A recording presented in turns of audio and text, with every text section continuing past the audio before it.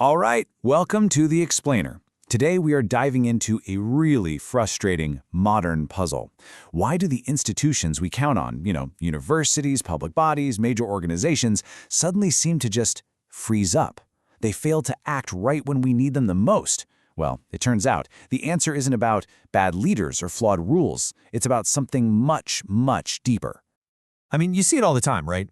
An institution, whether it's a university or an NGO, gets faced with some kind of intense pressure, and it becomes completely paralyzed. They have the legal authority, they have smart people in charge, but that ability to make a tough call, it just vanishes.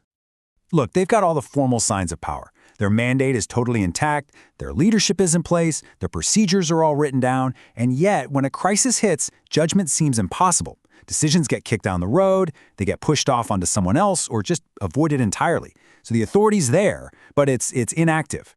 So this paralysis, it's a real puzzle. And as it turns out, the typical explanations we always hear don't actually get to the heart of the matter at all.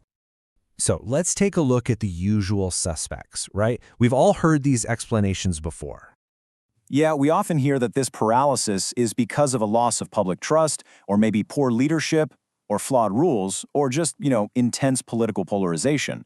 But the paper we're digging into today argues these are all just surface symptoms. They describe what's happening, but they don't explain the hidden underlying reason for the failure.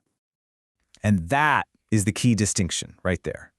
The problem isn't that authority has been formally taken away, and it's not just about what side of a debate you're on. There's something deeper, something structural going on that prevents a decision from being made and actually sticking in the first place.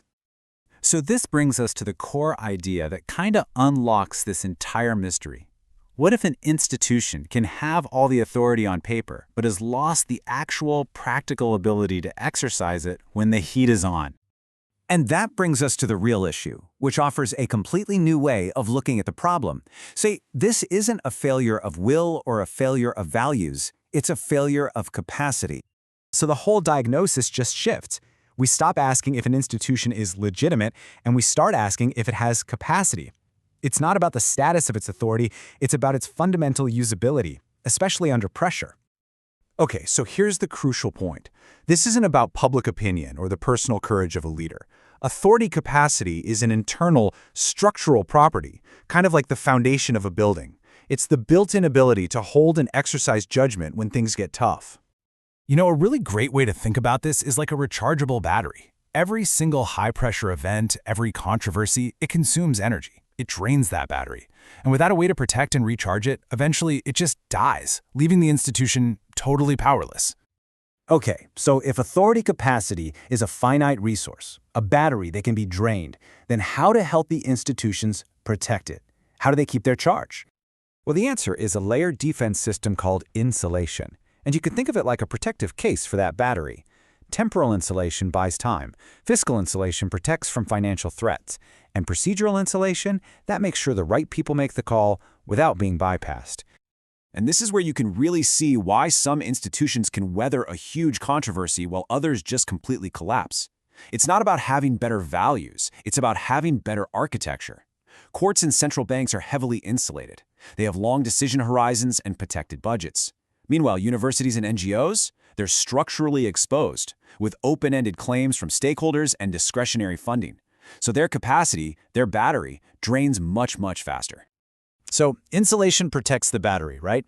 But capitalization, that's the charger. Having stable, long-term resources prevents what the paper calls renewal anxiety from constantly draining the institution's ability to make those tough calls. I mean, without a reliable charger, the battery is always going to be running low. So, what does it actually look like when an institution's battery is running on empty? Well, the signs are actually very clear once you know what to look for.